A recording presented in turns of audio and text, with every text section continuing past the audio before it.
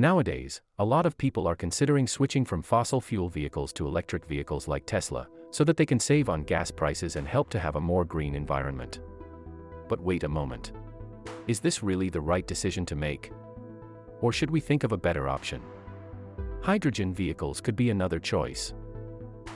But are they really better choices than other types?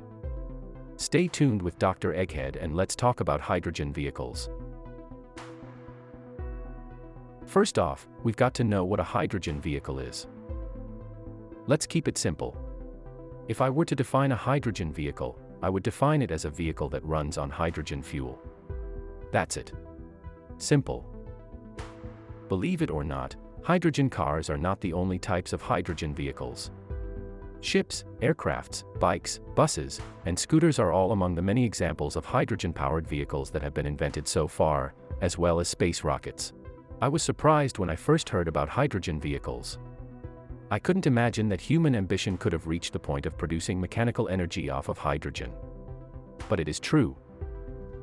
The chemical energy of hydrogen is converted to mechanical energy, either by the reaction of hydrogen with oxygen in a fuel cell, or less frequently, through the burning of hydrogen in an internal combustion engine.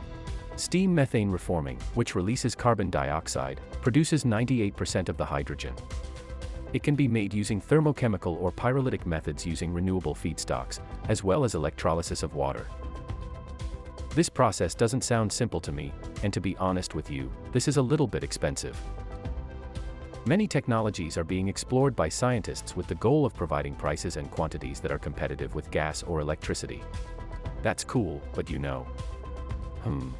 fingers crossed. As of now, there are 3 models of hydrogen cars publicly produced in select markets: the Toyota Mirai, which is the world's first mass-produced dedicated fuel cell electric vehicle, FCEV; the Hyundai Nexo, which is a crossover SUV; and the Honda Clarity fuel cell, which Honda stopped its production in 2021. At the end of 2014, Toyota unveiled the Mirai, the world's first dedicated mass-produced fuel cell vehicle, FCV, in Japan. Later that year, sales of the FCV started in California, mostly in the Los Angeles area. The hydrogen tank of the vehicle could be filled in about 5 minutes and had a range of 312 miles, or 502 kilometers. The initial price of this model was about 7 million Japanese yen, or $69,000. Toyota had sold over 10,000 Mirais by the end of 2019. Since then, many other automakers have released limited edition demonstration models. The Hyundai Tucson FCEV was introduced in 2013. It was a Tucson conversion and was only offered in left-hand drive, making it the first car of its kind to be mass-produced for commercial use. The Hyundai Nexo, which replaced the Tucson in 2018, was named the safest SUV by Euro NCAP in 2018 and received a good rating from the Insurance Institute for Highway Safety, IIHS, in a side impact test. Other competitors didn't sit around. BMW leased hydrogen technology from Toyota in 2013, and Daimler AG and Nissan established a partnership on the development of hydrogen technology. However, Daimler stopped working on hydrogen cars in 2017, and the majority of the automakers who were also researching hydrogen cars shifted their attention to battery electric cars.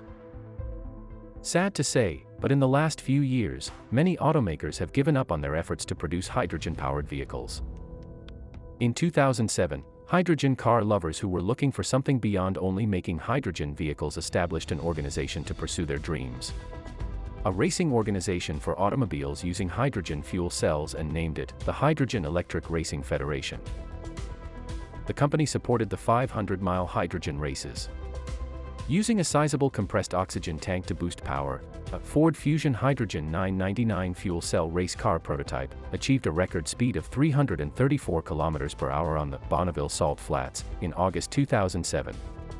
1 year later, in 2008, and at the same location, the Ohio State University Buckeye Bullet 2 could reach a flying mile speed of 280 miles, or nearly 450 km per hour, and set the land speed record for a hydrogen-powered vehicle at 461 km per hour. There is also some fuel cell bus models out there too. Numerous manufacturers have conducted fuel cell bus trials in various cities. The Urbino 12 hydrogen electric buses from Solaris Bus and Coach were unveiled in 2019. Although dozens of them have already been ordered, we can't ignore the fact that hydrogen fuel cell vehicles are expensive to operate. When the city of Montpellier, France, discovered that the cost of operation for hydrogen is 6 times the cost of electricity, they cancelled their contract to buy 51 hydrogen fuel cell buses. At least I'm happy that there are still cities around the world that are using them in their crews. As hydrogen-powered vehicles have become more popular throughout the world, in March 2015, China South Rail Corporation, CSR, displayed the first hydrogen fuel cell-powered tramcar in the world. In 7 Chinese cities, tracks for the new vehicle have been constructed. This really makes me happy and hopeful about the future of public transportation. That's not everything. Also, the first Coradia Island trains powered by fuel cells began operation in northern Germany in 2018, which is so cool. Beside every other hydrogen vehicles, companies have been working on hydrogen bikes too. A PHB hydrogen bicycle was first shown in 2007 by a Shanghai-based hydrogen power company. Researchers from the University of New South Wales in Australia also unveiled their HiCycle model in 2014. Also, the EcoSpeed concept bicycle was a project that Canyon Bicycles began in the same year. The French company, Pragma Industries, made a bicycle in 2017 that could go up to 100 kilometers on just one hydrogen cylinder. The Alpha Bike, product from Pragma, was upgraded in 2019 to offer an electrically assisted pedaling range of 150 kilometers, and the company announced that the first 200 bikes would be given to journalists, covering the 45th G7 summit in France if successful. If you thought scientists would limit themselves to only researching ground-based hydrogen-powered vehicles, I have to tell you that you're wrong. In 2008, Boeing tested a tiny aircraft with a crew on board that was powered by a hydrogen fuel cell.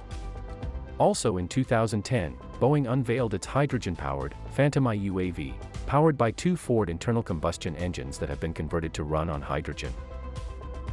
Unfortunately, Boeing indicated that hydrogen fuel cells were unlikely to power the engines of big passenger jet aircrafts. However, they may be used as backup or auxiliary power units on board. It looks like hydrogen aircraft are not expected to carry many passengers over long distances before the 2030s at the earliest. This was a little bit disappointing to me, but still better than nothing. Bottom line.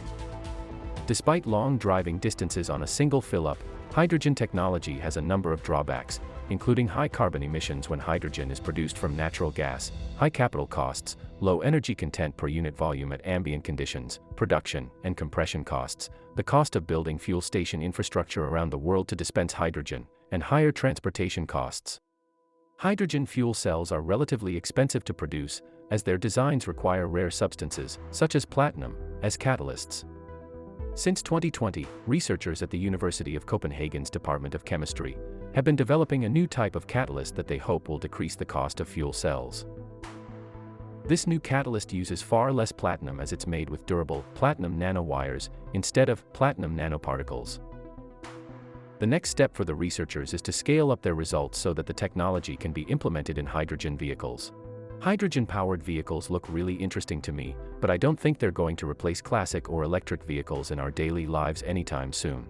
Leave us your comments, and if you liked this video, don't forget to hit the like button and subscribe to the channel.